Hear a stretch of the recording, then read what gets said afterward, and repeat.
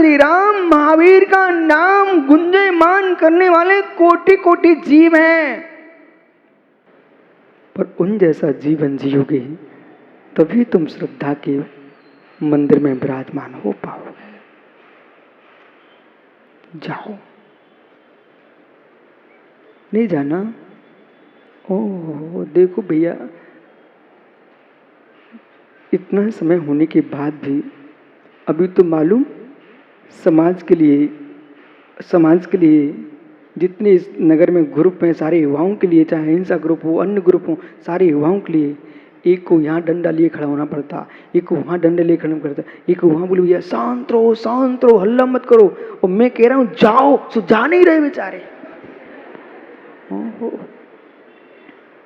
सुकन जी, एक बार एलोरा है, एलोरा महाराष्ट्र में, तो महाराष्ट्र में एलोरा में एक विद्यालय चलता है, छात्रावास है। वो लगभग उस समय जब मैं गया था 500 छात्र थे। प्रवचन हुआ, सब बच्चे शांत बैठे। अंत में वहां के प्राचार्य जी को, जो टीचर थे, वो थक गए, उनको सहन नहीं हुआ। वो हमसे क्या बोले, महाराज जी एक बात बताओगे क्या? मैंने पूछो क्या? नहीं, ये क्या मैं 2 बता दूंगा? तो पूछो तो ना। बोले समझ में नहीं आ रहा, अभी तक जितनी हमने सभाएं कराई हैं, हम लोगों के मुख थक जाते थे, बैठो बैठो बैठो, बसा बसा बसा, मराठी में बसा बसा चिल्लाते थक जाता था। लेकिन हम लोगों ने बैठ करके इतनी शांति से इन बच्चों के साथ प्रवचन सुने। आपने कौन सा मंत्र किया था वो बता के जाओ। यानी सुधीर मुमुक्षु, मैंने कहा ज्ञानी, जगत के सारे मंत्र जब फैल हो जाते हैं तो मां जनवाणी का प्रारंभ होता है।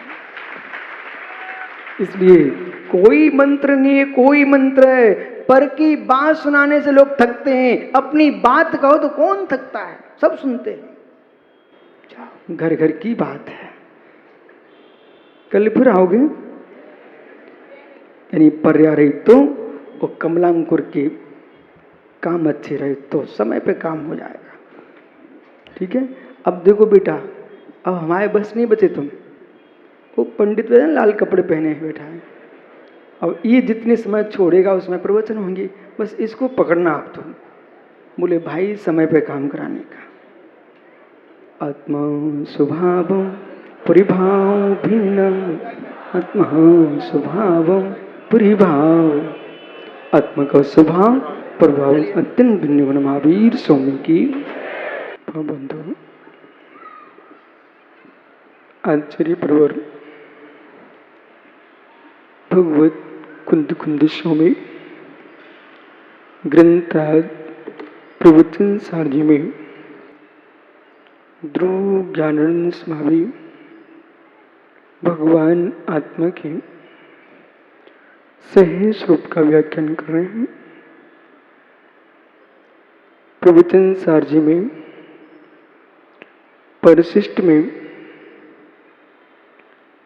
आचार्य अमृतचंद स्वामी 47 नियमों में कर्तृत्व नय अकर्तृत्व नय का उपसंहार करते हुए भुक्तत्व अभुक्तत्व नय की ओर दृष्टिपात कर रहे हैं। यह जीव कर्तृत्व गुण से युक्त है, स्व के कर्तापन के नियोग से पर के कर्तापन का अभाव होता है। मेरा कर्ता अन्य कोई प्रभु नहीं, मेरा कर्ता मैं ही हूं। कर्तृत्व नहीं कहता है कि करने वाला कोई हो और भोगने वाला कोई हो, ऐसा नहीं है। कर्तृत्व नय से करने वाला आत्मा है तो भोगने वाला भी वही आत्मा है। यहां 2 दर्शन सामने खड़े हुए हैं। जो ईश्वर को कर्ता कह रहा है उसको समझाया, रंग रेज ही वस्त्रों को रंगता है, कोई अन्य पुरुष नहीं। ऐसे ही जीव ही अपने आप में कर्तापन को प्राप्त है। रागादिक भाव, यहाँ विशिष्ट शब्द को समझना, रागादिक भाव कर्म सापेक्षता में बंद की दृष्टि से यूं कथन किया जाता है, कर्म के उदय से जीव रागादिक भाव को प्राप्त होता है। एक पक्ष है। सत्य ये भी है, कर्तृत्व नहीं कह रहा है, आत्मा में ही रागादिक परिणत होने की योग्यता है। कर्म भिन्न वस्तु है, आत्मा भिन्न वस्तु है, इसलिए कर्म कर्म का करता है, आत्मा आत्मा का करता है।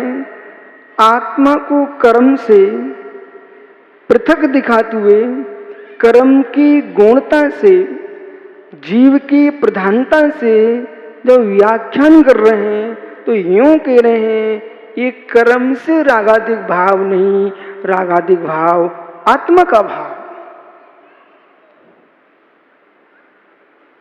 परंतु जो रागादिक भाव आत्मा का भाव है वो अशुद्ध आत्मा का भाव है। जो अशुद्धि है वो पर्यायजन्य है, वो पर्यायजन्य जो अशुद्धि है वो कर्मजन्य है। समझ में आ रहा है? कर्मजन्य है। यदि आत्मा बद्ध न हो तो रागादिक भाव क्यों? यदि आत्मा बद्ध न हो तो देश प्रणाम क्यों? यदि आत्मा बद्ध न हो तो अद्विषय भाव क्यों?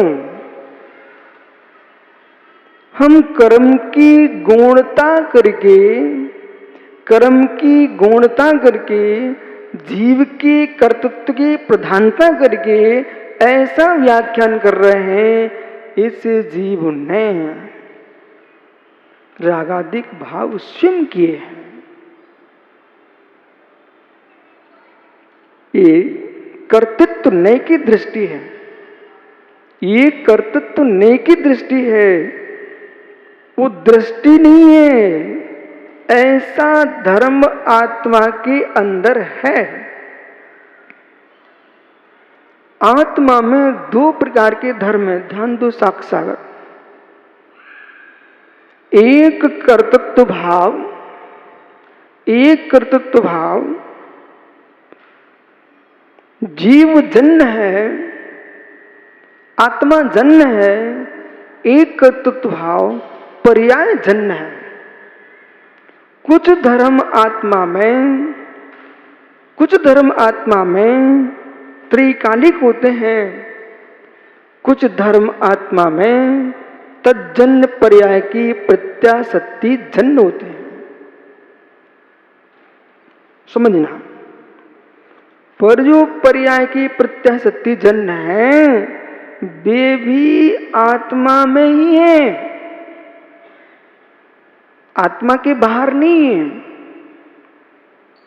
उनका कर्ता भी आत्मा है, उनका भुक्ता भी आत्मा है, और उसी काल में अकर्तृत्व भी है। जैसे कि प्राचार्य जी, ये नन्ही से दो बच्चे बैठे हुए हैं, इन बालकों के अंदर जो सुकुमालता है, जो मासूमियत है, इनके खाने की अवस्था भिन्न है, इनके पीने की अवस्था भिन्न है, इनकी हर क्रिया आपसे भिन्न है। ठीक है?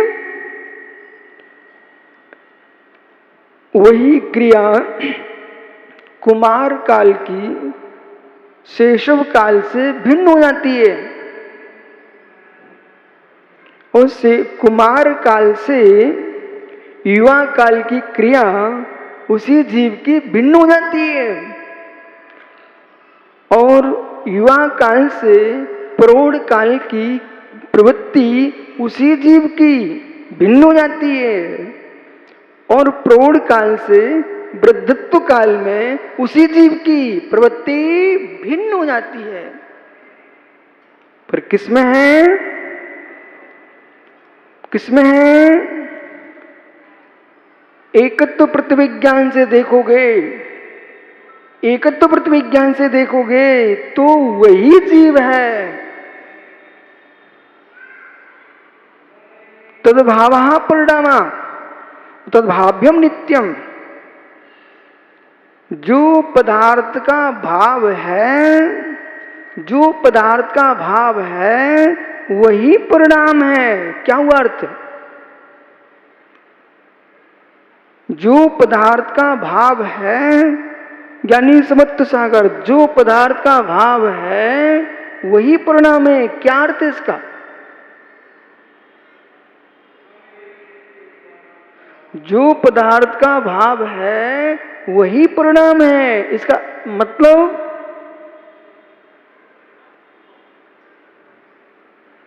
जो पदार्थ का भाव है वही परिणाम है। इसका मतलब क्या हुआ? संयंत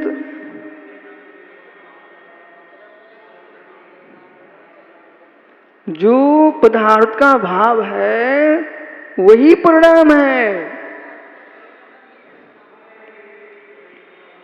यहां तस्य भाव तत्व नहीं लगेगा, यहां औदिक आदि भाव नहीं लगेंगे। यहां परिणाम से तात्पर्य पर्याय, परिणमशीलता। जो पदार्थ का भाव है वही परिणाम है और परिणाम मतलब वही पर्याय है। अब जैसी पर्याय जीव की जिसमें होती है, जैसी पर्याय जीव की जिसमें होती है, उस समय जीव का वही परिणाम वैसा होता है। बराबर? सिद्धांतों की सुनने में, सिद्धांत के व्याख्यान के काल में लगता है कि पता नहीं क्या कठिन विषय होगा, पर सत्य है ये विषय सब तुम्हारे साथ घटित होते हैं।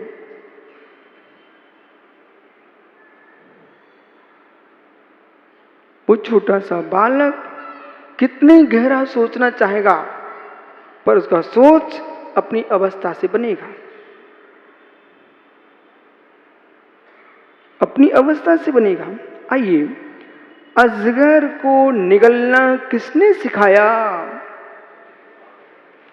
अजगर को निगलना किसने सिखाया? बछड़े को दूध पीना किसने सिखाया?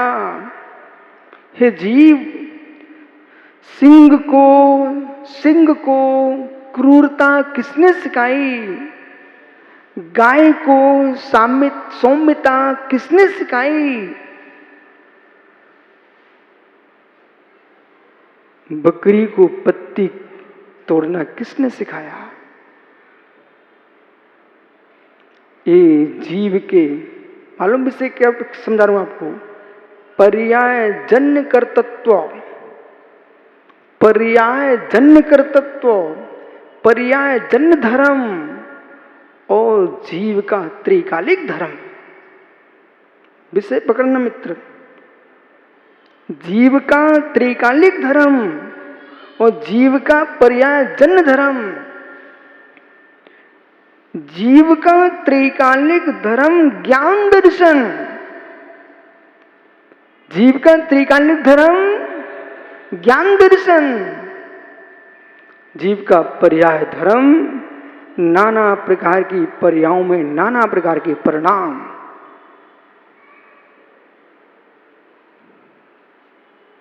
नाना पर्यायों में नाना प्रकार के परिणाम। अब परमात्मा को इतनी फुर्सत है क्या? परमात्मा को इतनी फुर्सत है क्या? समझना ध्यान से समझे। ईश्वर को, भगवान को इतनी फुर्सत है क्या कि एक जीव के परिणामों को नानता, एक जीव के परिणामों की नानत्व को वे रचने बैठे हों। एक जीव के परिणामों के नानत्व को, शब्द पकड़ो, एक जीव के परिणामों के नानत्व को क्या ईश्वर बनाने बैठा है? और जगत में कितने जीव हैं।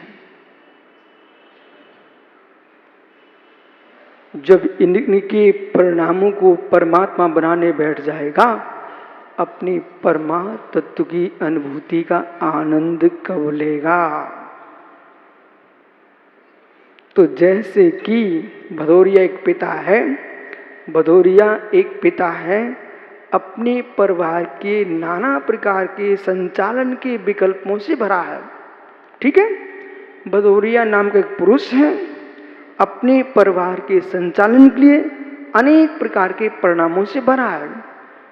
तो एक जीव, एक पुरुष, एक परिवार को चलाने के लिए उसको प्रातः से संध्या वेला तक इतने भाव ऊंचे नीचे करना पड़ते हैं। तो जो ईश्वर है उसको विश्व को चलाना है तो उसको कितने ऊंचे नीचे भाव करना पड़ेंगे।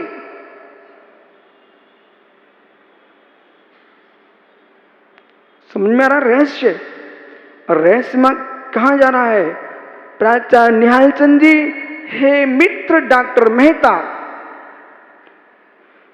साधु बनने का पहला लक्ष्य, अभी मोक्ष की बात नहीं करना, साधु बनने का प्रथम लक्ष्य कि मेरे भावों के अंदर नाना रागत्व भाव की उत्पत्ति का जो मैं करता बन रहा था, मैं अपने भावों में नाना प्रकार के परनिमित्तों से जुड़ करके नाना प्रकार के अशुभ भावों का कर्ता बन रहा था। उस अशुभ भावों के कर्तृत्व से मुक्ति पाने के लिए साधु बनना होता है।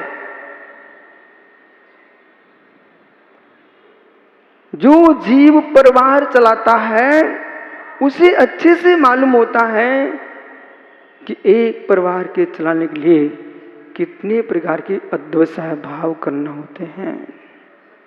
ईमानदारी से बोलना, भैया एक परिवार चलाने के लिए कितने प्रकार के ऊंचे नीचे भाव करना पड़ता। कभी कभी आपको मालूम होता है ऐसा करने से मेरी दुर्गति हो जाएगी, दूसरे का विघात हो जाएगा, फिर भी तुमको कुटुंब के पीछे उन परिणामों को करना पड़ता है।